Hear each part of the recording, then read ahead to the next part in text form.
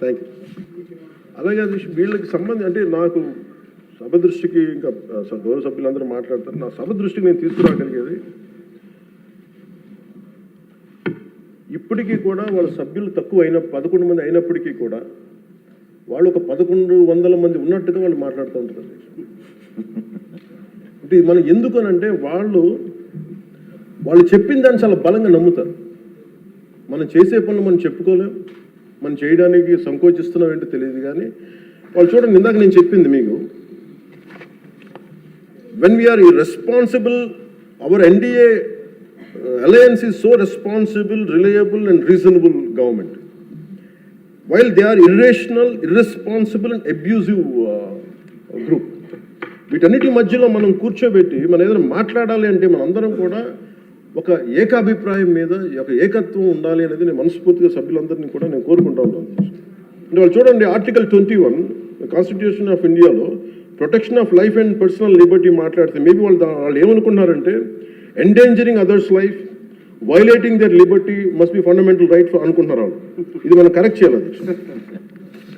అలాగే ఆర్టికల్ 19లో 1A all citizens have the right to freedom of speech and expression అంటే వాళ్ళు ఏమనుకున్నారంటే for them it is right to abuse others అనుకున్నారు. ఇవన్నీ కరెక్ట్ చేయాలంటే మటుకు మనం చాలా బలంగా మనలో మనం ఎలాంటి పొరపక్షాలు లేకుండా, మనలో మనకి ఎలాంటి గొడవలు లేకుండా ఉంటే తప్ప ఇలాంటి అబ్యూజివ్ వ్యక్తుల సమూహాన్ని మనం ఎదుర్కోలేము అధ్యక్ష.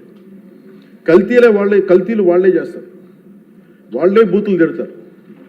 ఎలా ఉంటుందంటే హిందీలో చెప్తారు,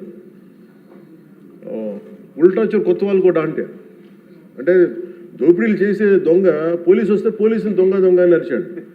వాళ్ళే తిట్టి వాళ్ళే అబ్యూస్ చేసి మళ్ళీ మనం తిట్టామని చెప్తారు. కల్తీలు వాళ్ళే చేస్తారు. కానీ మనం డిఫెండ్ చేసుకోవడానికి irrespective of whether we are from different parties, మనం విభిన్నమైన కుల సమూహాల నుంచి రావచ్చు. కానీ బట్ రాష్ట్ర ప్రయోజనాలకి మనందరం ఒకే గలంతో ఉండాలని మనస్ఫూర్తిగా మీ ద్వారా నేను అందరూ ఉండాలని కోరుతున్నాను.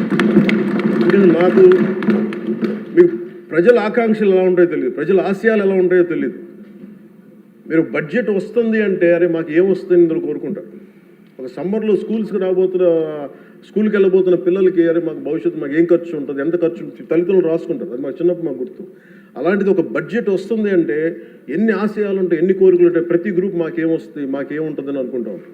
ఇది మేమందరం ఈ రోజున బడ్జెట్లో అందరికీ ఎంత తృప్తిగా ఉంటుందో నాకు తెలియదు. కానీ one commitment to people I can say, ఒక 15 ఏళ్ళు మేము ఈ రాష్ట్రం కోసం ఈ అలయన్స్ ద్వారా మేము పాటుపడతాం. దానికి మేము చిత్తశుద్ధిగా, త్రికరణ శుద్ధిగా, అద్భుతంగా ఉండాలి రాష్ట్రం మనస్ఫూర్తిగా నేను కోరుకున్నాను అధ్యక్ష. వీటితో పాటు నేను ఒకటి మీ దృష్టికి తీసుకొస్తా ఉన్నాను. బడ్జెట్ లాంటివి అద్భుతంగా చేయడానికి వ్యవసాయానికి సంబంధించి కావచ్చు, లేదంటే అన్ని రంగాలకు సంబంధించి కావచ్చు, పయ్యావుల కేశవ్ గారు ఉన్నారు, అచ్చెన్నాయుడు గారు ఉన్నారు, గౌరవ ముఖ్యమంత్రి గారు ఉన్నారు, అపారమైన అనుభవంతో ఉన్న సభ్యులు ఉన్నారు. ప్రజలు మన నుంచి ఆశిస్తున్న అధ్యక్ష, గొడవలు లేకుండా ఈ అలయన్స్ బలంగా ఉండాలండి. మనం తెలియచేయాల్సింది ఏంటంటే, ఏ ఒక్క ఎమ్మెల్యే ఈ సభలో అడుగు పెట్టాలన్నా అన్ని కులాలు, అన్ని మతాలు సపోర్ట్ చేయందే, ఎంతో కొంత ఓటు వేయందే ఇక్కడికి రారు అధ్యక్ష. కానీ ఈ మధ్యన పరిస్థితులు ఎలా ఉన్నాయంటే, బయట ప్రత్యేకించి వీళ్ళు చేస్తున్నది, వాళ్ళు ఎలా మాట్లాడుతున్నారంటే ఇష్టం వచ్చినట్టుగా తిట్టేసి కులాలు వెనక దాక్కున్నారు. అది మటుకు ఎందుకంటే నేను ఒక భారత రాజ్యాంగం నేను నమ్ముతున్నాను పెట్టినప్పుడు I'm beyond cost, creed and religion. అది ప్రతి శాసనసభ్యుడి తాలూకు అది ఓత్ అధ్యక్ష.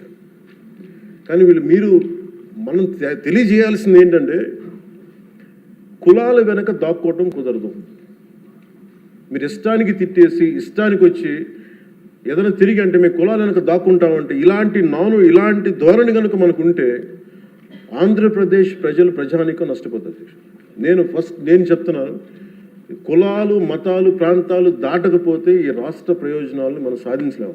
ఖచ్చితంగా ఇది మీరు పదే ఇది మీరు ఇళ్లలో మాట్లాడుకుంటారా, ప్రజలకి తెలియజేస్తారా, మీ నియోజకవర్గాలు ఇది చేయకపోతే ఏమైపోతుంది అధ్యక్ష? ఇందాక వారి గురించి చెప్పాను, వాళ్ళు విచ్ఛిన్నం చేయడానికి సిద్ధంగా ఉన్నారు. ఇప్పుడు మన ఐక్యత ఉండాలి అని సమాజం కోరుకుంటే వాళ్ళు విచ్ఛిన్నం చేయడానికి సిద్ధంగా. దీన్ని రిపీటెడ్గా కనుక మనం ప్రజల్లోకి తీసుకెళ్ళకపోతే మటుకు మనం ఎన్ని గొప్ప బడ్జెట్లు పెట్టి ఎంత సదాశయాలతో ఉన్నా కానీ quality of thought, quality of behaviour కనుక మనకు లేకపోతే ఇంత బడ్జెట్లు కూడా, ఇంత ఆశయాలతో ఉన్న బడ్జెట్లు కూడా నిష్ప్రయోజనం అయిపోతాయి. ఆ జాగ్రత్త మనం అందరం తీసుకోవాలి అధ్యక్ష. ఈరోజు మన బడ్జెట్ గొప్పగా ఉంది అని ముందుకు తీసుకెళ్తున్నాం, కానీ మన బాధ్యత కూడా మనం నిర్వర్తించాలనేది నేను మనస్ఫూర్తిగా సభని కోరుకుంటూ, గౌరవ ముఖ్యమంత్రి గారికి అవకాశం ఇచ్చిన మీకు, గౌరవ శాసనసభ్యులందరికీ, మంత్రివర్గానికి అందరికీ ధన్యవాదాలు తెలియజేసుకుంటూ, పర్యాటక రంగాన్ని ప్రత్యేకించి దుర్గేష్ గారి ఆధ్వర్యంలో 20,000 కోట్లు పెట్టుబడులు ఆకర్షించాం. తద్వారా 50,000 మందికి ప్రత్యక్షంగా పరోక్షంగా ఉపాధి అవకాశాలు లభించనున్నాయి. అలాగే గౌరవ మన సివిల్ సప్లైస్ ఆహార పౌర సరఫరాల శాఖ బాధ్యతలు నాదెండ్ల మనోహర్ గారు స్వీకరించిన తర్వాత గత ప్రభుత్వంలో హెచ్చుమీరిన రేషన్ మాఫీ ఆగడాలను అడ్డుకట్టు వేయాలని నిర్ణయించుకున్నారు. అన్నం పెట్టే రైతులు గత ప్రభుత్వం మిగిల్చి వెళ్లిన ధాన్యం బకాయిలు 1,674 కోట్లు చెల్లించారు. మన ప్రభుత్వ హయాంలో చేసిన ధాన్యం కొనుగోలుకు 4,80,000 మందికి పైగా రైతులకి 24 గంటల్లో 10,650 కోట్లు వారి ఖాతాల్లో జమ చేశారు. మనస్ఫూర్తిగా ప్రతి వారికి నా ధన్యవాదాలు తెలియజేసుకుంటూ నాకు అవకాశం ఇచ్చి మీ అందరికీ ధన్యవాదాలు సమర్పిస్తున్నాను.